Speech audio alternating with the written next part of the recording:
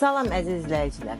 Bəzən biz müayinə zamanı, istər mammografiya müayinəsində, istər ultrasəs müayinə zamanı patoloji bir sahə və yaxud da patoloji bir düyün görəriksə, xanımlara biopsiya olmağını məsləhət görürük. Əksər hallarda xanımlar bundan imtina edir.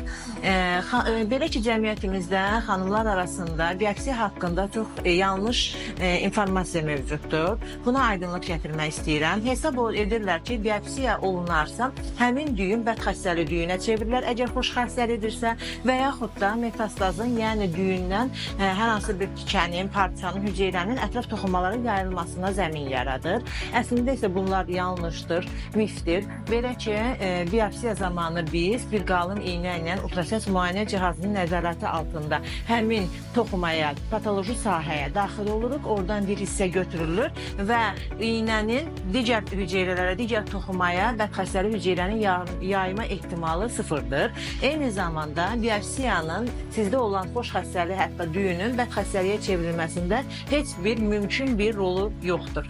Ona görə də xanımlar, əgər sizin müayinə edən həkim sizə biopsiya önəribsə, mütləq şəkildə həmin müayinədən keçin. Çünki unutmayın ki, məhz erkən diaqnoz həyat qurtarır. Sağ olun, hamınıza sağlam olmağı arzu edirəm.